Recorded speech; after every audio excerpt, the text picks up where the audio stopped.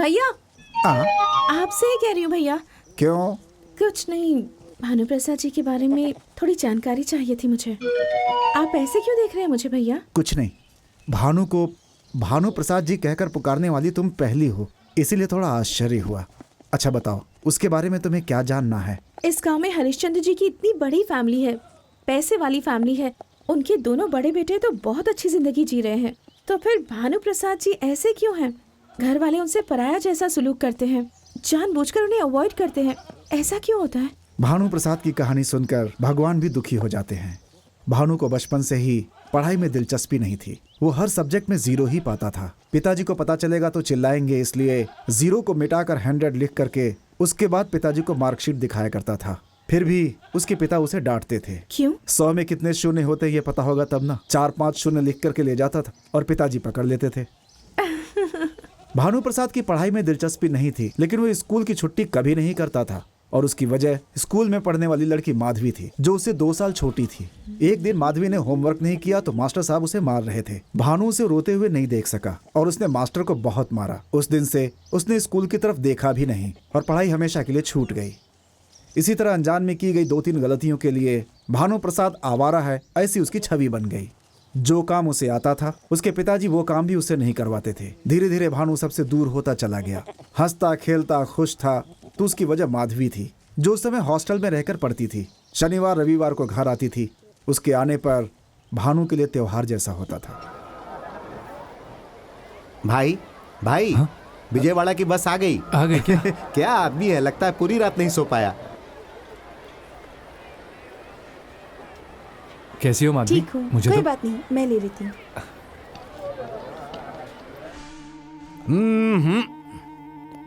हाँ हाँ तो बेटी आ करो। हाँ क्या कर रहे हो? हाँ। मैंने ये वाला आ नहीं पूछा, ये कहा। ओह, यहाँ गए बिना भी मैं आँख का डॉक्टर, बदन का डॉक्टर साहब हूँ, समझ गए? मैंने उस लड़की को मतलब मुंह खोलने को कहा। उस लड़की की तबीयत ठीक नहीं है इसलिए लेकर आए, दांत ठीक नहीं है इसलिए नहीं। यू शट अप मैन, तुम मुंह खोलो जरा। हाँ, ज्यादा बुखार नहीं है, इंजेक्शन दे दूंगा, ठीक हो जाएगा। नर्स, इंजेक्शन तैयार करो। नौकराज, इंजेक्शन का मतलब सुई है ना? हाँ भाई। सुनिए डॉक्टर, इंजेक्शन मत देना, माधवी को दर्द होगा। हमारे गांव में तो डॉक्टर दवाई से इलाज करते हैं। अब कौन सी दवाई देनी चाहिए ये मुझे पता है, तुम्हें बोलने की जरूरत नहीं। वैसे भी सुई छोटी है, दर्द बिल्कुल भी नहीं होगा। तो फिर वो सुई मुझे दो, दर्द होता है कि नहीं देखना है। हाँ। अरे रे रे रे, ये तो बहुत बड़ा सरदर्द है। सुनो, तुम बाहर जाओ। हाँ? दोनों से कह रही हूँ, जाओ बाहर।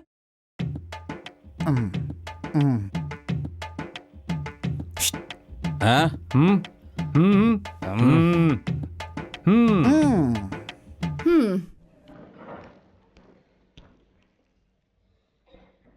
क्यों, इंजेक्शन दिया क्या? हाँ। तो तुम कार में बैठो, हम जाके फीस दे के आते हैं। नौकराज, अपनी जुबान बाहर निकालो। ए सुन, ये जानवर का डॉक्टर है, इंसानों का नहीं। चलो निकलो यहाँ से, डॉक्टर साहब को फीस देनी है। मैंने मेरे हिसाब से ट्रीटमेंट देने को कहा था, आपने अपने हिसाब से इंजेक्शन दे अरे दिया। अब ये क्या जबरदस्ती है? मैंने इंजेक्शन दिया, मतलब वो बच्चों को देने वाला इंजेक्शन था। नौकराज, तैयार है भाई? क्या कर रहे हो? हाँ, ये लीजिए। हाँ? अरे बाप रे, वो घुसाओगे तो कहाँ में चला जाऊंगा।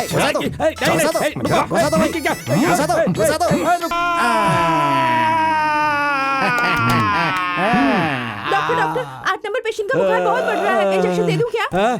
आज के बाद injection totally ban, no injection, only ये क्या टैबलेट्स। कह रहे हैं डॉक्टर? अरे बाप रे, मार डाला मुझे। क्यों? डॉक्टर को इंजेक्शन लगा दिया? इसीलिए तुम दोनों को लेकर नहीं जाना चाहती थी। तुम्हें इंजेक्शन देंगे तो देखते बैठे क्या हम? रोज इसी तरह के किस्से, रोज एक समस्या। भानु प्रसाद और माधवी की शादी करवा दी जाए तो भानु सीधे रास्ते पर आ जाएगा, उसे जिम्मेदारी का एहसास हो जाएगा। घर के सभी लोगों ने बड़े साहब से कह दिया। हाँ, बकरे के बच्चे को प्रेम से पाल के देवी को बलि चढ़ा दूं, माधवी की इससे शादी करके उसका गला काट दूं क्या? उसके माता पिता के गुजर जाने के बाद हम ही उसके लिए सब कुछ हैं, उसके साथ द्रोह करूं क्या? इसमें द्रोह करने वाली क्या बात है? इन दोनों की शादी तो करनी है, और ये बात तो बचपन में ही तय हो गई थी। हाँ, जैसा बचपन में सोचा था वैसा हो रहा है क्या? माधवी पढ़ाई करके डिग्री लेने वाली है, तुम्हारा बेटा तो अनपढ़ है, ये बिल्कुल उसके लायक नहीं है। लायक की क्या बात है? माधवी उसकी जान है, इतना काफी नहीं है क्या? माधवी को भी हमारा भानु बहुत पसंद है, हमेशा उसके आगे पीछे घूमती रहती है। हाँ पापा, माधवी और भैया की शादी करवा देंगे तो भैया जरूर बदल जाएंगे। इसमें सोचने वाली क्या बात है? अगर आपको उलझन है तो माधवी से ही पूछ हे, लीजिए। तेरे बेटे जैसा उसे पाला नहीं है। मैं जो कहूंगा वो माधवी मानेगी ही। अच्छा दिन निकाल के मुहूर्त तय कर लो, तैयारी शुरू कर दो।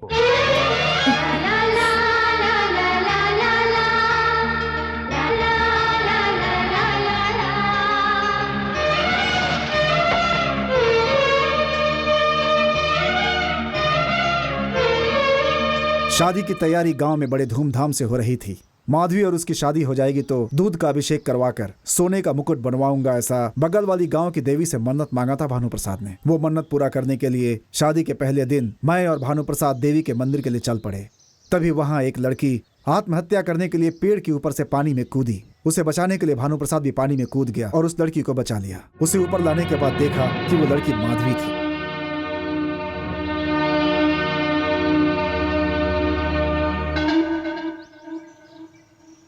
कल सुबह शादी और तुमने आज ऐसा क्यों किया? इस शादी से बचने का और कोई रास्ता नहीं था मेरे पास। किससे पूछकर ये फैसला किया गया? तुम लोग आपस में ही तय कर लोगे क्या? और मैं तुम्हारे नाम का मंगलसूत्र पहन लूं? वैसे क्या दिक्कत शादी करूं तुमसे? पढ़ाई, कल्चर या डिग्री? तुम पढ़े लिखे नहीं हो, तुम्हारी उंगली पकड़कर 7 कदम भी नहीं चल सकती। मेरे फ्रेंड्स ने तुम्हारा परिचय करवाया तो इंग्लिश का एक शब्द नहीं समझ पाओगे। कैसे बात करोगे उन सबसे? माधवी, तुम कैसी बात कर रही हो? इतने साल तुम और भानु आपस में बातचीत नहीं करते रहे, खुशी से घूमते नहीं रहे? उस घर के कुत्ते के साथ भी घूमती थी मैं और खुश रहती थी। तो फिर क्या उसके हाथों से मंगलसूत्र पहन लूं? तुम्हारे हाथों से मंगलसूत्र पहनने से अच्छा है कि मैं गले में फांसी का फंदा लगा लूं। फांसी लगने वाली होती है तब भी उसकी आखिरी ख्वाहिश पूछी जाती है, पर मुझसे तो वो भी नहीं पूछा गया। क्यों नहीं पूछा गया? पढ़ाया है, पाल पोस के बड़ा किया है, इसलिए जैसा वो कहेंगे मुझे वही करना पड़ेगा, है ना? इतने सालों से तुम मेरे साथ घूमती थी, खुशी से बात करती थी। मुझे लगा कि तुम मुझसे प्यार करती हो, लेकिन कुत्तों के साथ जैसे घूमते हैं वैसे तुम मेरे साथ घूम रही थी। ये पता होता तो बात शादी तक नहीं जाती।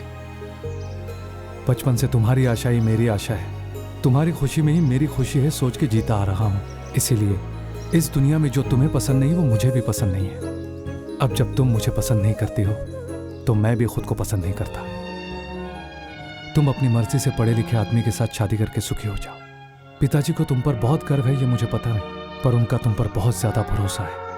उनकी खींची गई लक्ष्मण रेखा को तुम कभी पार नहीं करोगी, ऐसे भ्रम में है वो। उसी भरोसे की वजह से ये शादी तय की है। उनका भरोसा टूटना नहीं चाहिए। तुम्हें ये शादी पसंद नहीं है, उन्हें पता चलेगा तो वो बहुत दुखी होंगे। एक लड़की के मन को जाने बिना, पसंद जाने बिना शादी तय करती, ये सोच के जिंदगी भर दुखी होंगे। इसलिए ये शादी मुझे पसंद नहीं है कह के मैं रोक दूंगा। पिताजी की नजरों में मैं नालायक लड़का हूँ, उनका प्यार न पाने वाला बदनसीब हूँ। अब अगर ये शादी रोक दी तो न जाने मेरे साथ क्या क्या होगा। उम्र कैद मिलने वाले को फांसी की सजा मिली तो कोई बड़ी बात नहीं, पर तुम उनकी प्यारी माधवी ही बनी रहो।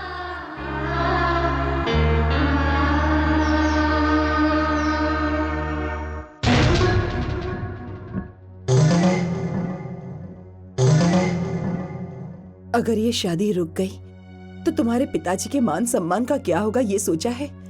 मेरी बात मानकर ये शादी कर लो। हे, उससे क्या बात कर रही हो? आखिरी फैसला क्या है बताओ?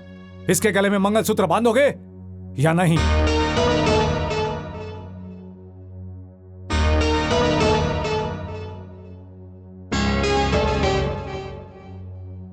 नहीं बांधूंगा। बस उस दिन से आज तक बड़े साहब ने भानु से बात नहीं की। पहले तो भानु के किए गए काम बड़े साहब को पसंद नहीं आते थे, लेकिन इस घटना के बाद भानु ही उनकी नजर से उतर गया। उनका बेटा इस दुनिया का सबसे बड़ा नाकारा है, ये सोचकर नजरअंदाज करने लगे। लेकिन भानु अपने पिताजी को अपने मन में एक भगवान का दर्जा देता है। उनका सर झुकना नहीं चाहिए, इसलिए अपना सर झुका के जीता है। इस हकीकत से वाकिफ नहीं है बड़े साहब। उसने जिस लड़की को मना किया था उसकी शादी उसकी आंखों के सामने एक इंजीनियर से धूमधाम से करवा दी।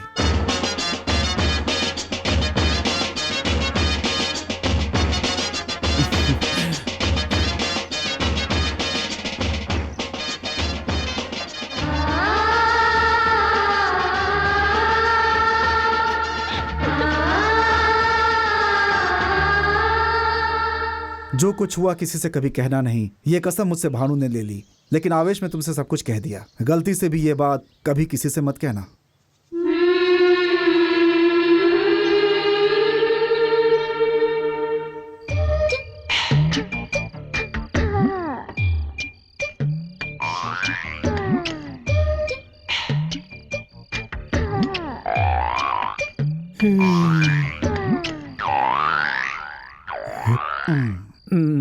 क्यों रे?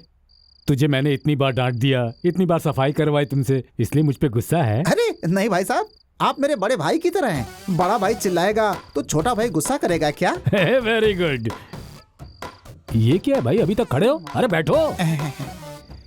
अरे नीचे क्यों बैठ रहे हो भाई, कुर्सी पे बैठो। कितने महान इंसान हैं आप, आपके सामने कुर्सी पर बैठूं, मेरी इतनी औकात नहीं है। अरे वाह वाह वाह वाह वाह, कुछ और सोचा था। तुम्हें इज्जत करना अच्छी तरह से पता है।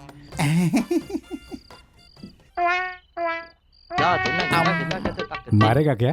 आप जैसे महान इंसान के सामने दारू पीना शराफत नहीं है भाई साहब। अरे भाई, इश्क को कभी छुपाना नहीं चाहिए। असल में मैं इसके मामले में सोशलिस्ट हूँ। हाँ। अरे नहीं भाई साहब, नहीं नहीं, दारू में सोडा नहीं चाहिए, ये कह रहा हूँ भाई साहब। ओह, ए, शराफत शराफत से चीयर्स बोलो। Cheers। मर्यादा मर्यादा।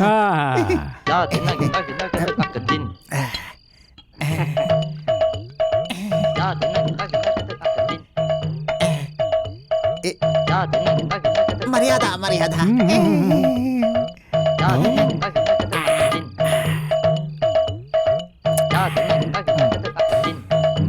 अरे वो बत्तख वाले, हाँ बोलो। इससे पहले ये सब लाकर रखने वाली लड़की हाँ, उस टाइप की है क्या? उस टाइप मतलब? अरे वही अक्कुम, उस टाइप की है क्या? अक्कुम अक्कुम, हाँ या नहीं ये मुझे पता नहीं है। वीजा कप्पन को पूछेंगे तो पता चल जाएगा। वीरप्पन की तरह ये वीजा कप्पन कौन है? उस औरत का पति। हाँ? वीरक्कम लकड़ियां काटता है और वो वैजाप्पन अक्कुम अक्कुम इंसान काटता है। इससे पहले 2-3 आदमियों को काट कर जेल में है, जाकर पूछता अरे हूँ उससे। नहीं, इतना रिस्क हाँ, नहीं लेना हाँ, है। नहीं। अच्छा।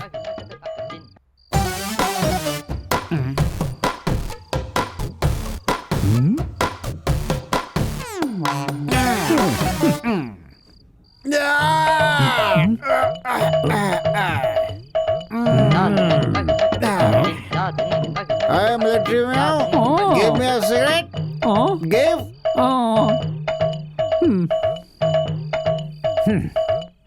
ये सिगरेट क्या तेरे दादा आकर जलाएंगे? जला इसे। फायर!